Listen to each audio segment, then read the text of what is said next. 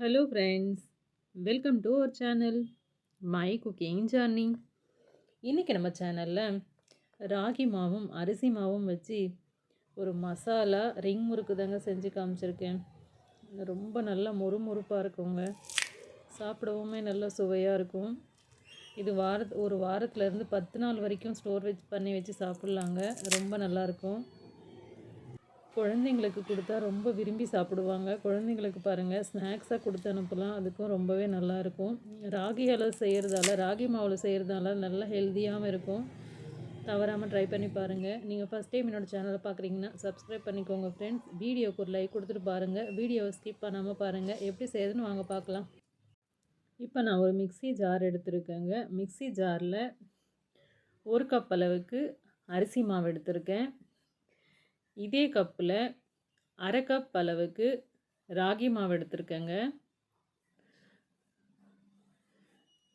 அதுக்கடுத்து ஒரு 2 ஸ்பூன் வரைக்கும் பொட்டுக்கடலை சேர்த்துருக்கேங்க. பொட்டுக்கடலை சேர்த்தா நல்லா மொறுமொறுப்பாக இருக்கும். ஒரு கைப்பிடி அளவுக்கு கருவேப்பிலை சேர்க்கலாங்க. 1 ஸ்பூன் சீரகம் சேர்த்துருக்கேன். இதுக்கு தேவையான அளவு உப்பு சேர்த்துக்கலாம். உப்பு சேர்த்து மூடி போட்டு இதை நல்லா அரைச்சி எடுத்துக்கலாங்க. நம்ம அரைச்சி எடுத்த மாவை இப்போ ஒரு தட்டில் மாற்றிக்கலாங்க. தட்டில் மாற்றி இதை இப்போ பிசைஞ்சிக்க போகிறோம். அதுக்கு தான் இதில் இப்போது 1 ஸ்பூன் அளவுக்கு காய்ந்த மிளகாய்த்தூள் சேர்த்துருக்கேங்க. தனி மிளகாய்த்தூள் சேர்த்துருக்கேன். அதையுமே கரண்டியை வச்சு இது போல் நல்லா கலந்து கொடுத்துக்கலாம். நான் ஏற்கனவே ஸ்டவ் பற்ற வச்சு எண்ணெய் வச்சுருக்கேங்க. நல்லா சூடான எண்ணெயை ஒரு சின்ன கரண்டியால் 2 கரண்டி சேர்த்துருக்கேன். சுடு எண்ணெய் போட்டு பிசைகிறதால நமக்கு நல்லா மொறுமொறுப்பாக கிடைக்கும் நம்ம ஸ்நாக்ஸ். அதுக்காக தான் இப்போ நான் பாருங்கள், எண்ணெய் சேர்த்து நல்லா கலந்துட்டு இப்போ கையில் உருண்டை பிடிச்சி காமிக்கிறேன் பாருங்கள். இது போல் வரணும். உருண்டை பிடிச்சா இது போல் உருண்டை பிடிக்க வரணும். அது போல் வந்த உடனே அதுக்கடுத்து நம்ம கொஞ்சம் கொஞ்சமாக இதில் அரிசி மாவில் தண்ணி சேர்த்துக்கலாம். கொஞ்சம் கொஞ்சமாக தண்ணி சேர்த்து நல்லா இதை சப்பாத்தி மாவை விட கொஞ்சம் கெட்டியான பதத்துக்கு இதை பிசைஞ்சு எடுத்துடலாம். இப்போ நம்ம மாவு ரெடி ஆகிடுச்சுங்க. இப்போ மாவு நான் விரலை வச்சு அழுத்தி காமிக்கிறேன் பாருங்கள். இதுதான் பக்குவம் கரெக்டாக இருக்குது. இப்போ இது நம்ம கலந்து வச்ச மாவை 2 பாகமாக பிரிச்சிட்டோம் பாருங்கள். அதில் ஒரு பாகத்தை எடுத்துக்கலாம். எடுத்து அதுலேயுமே ஒரு பாதி எடுத்துக்கலாம். இப்போ நம்ம கிச்சன் கவுண்டர் டாப்பை நல்லா நல்லா துடைச்சிடணுங்க. நல்லா துடைச்சிட்டு இது போல் உருட்டிக்கலாம். நம்ம இந்த கிச்சன் கவுண்டர் டாப்பில் உருட்டுறதால எவ்வளோ பெருசாக வேணாலும் உருட்டிக்கலாங்க. ரொம்ப ஈஸியாக உருட்ட முடியும். அதே நம்ம சப்பாத்தி மணை மேலெலாம் உருட்டினோம்னா அது இடம் சின்னதாக இருக்கிறதால ரொம்ப கஷ்டமாக இருக்கும். இப்போ நீங்கள் எவ்வளோ பெருசு வேணாலுமே எவ்வளோ நீட்டாக வேணாலுமே உருட்டி எடுத்துடலாம். ரொம்ப ஈஸியாக நீங்கள் 1 கிலோ மாவு எடுத்திங்கன்னா கூட ரொம்ப ஈஸியாக இது போல் செய்யலாம். இப்போ பாருங்கள், நான் இந்த வீடியோவில் காமிச்ச மாதிரி இது போல் உருட்டுங்க. இது உருட்ட முடியலன்னா உங்களுக்கு ரொம்ப கெட்டியாக இருந்தால் உருட்ட முடியாது. அந்த நேரத்தில் நீங்கள் கொஞ்சம் தண்ணி சேர்த்துக்கணும். தண்ணி சேர்த்து உருட்டினீங்கன்னா கலந்து உருட்டினீங்கன்னா உங்களுக்கு கரெக்டாக பக்குவமாக வரும். இப்போ பாருங்கள், நான் இப்போது இதை உருட்டி எடுத்திருக்கேன். உருட்டி எடுத்ததை இப்போ நம்ம இதை ஒரு இன்ச்சுக்கு அளவுக்கு நம்ம இதை கட் பண்ண போகிறோம் பாருங்கள். ஒரு இன்ச் அளவுக்கு இதை கட் பண்ணிவிட்டு இப்படி சுற்றி ஒட்ட வைக்கணும் பாருங்கள். இப்போ ஈஸியாக முடிச்சிடலாம் பாருங்கள். இது போல் நான் அந்த வீடியோவில் காமிச்ச மாதிரி இது போல் செஞ்சிடலாங்க.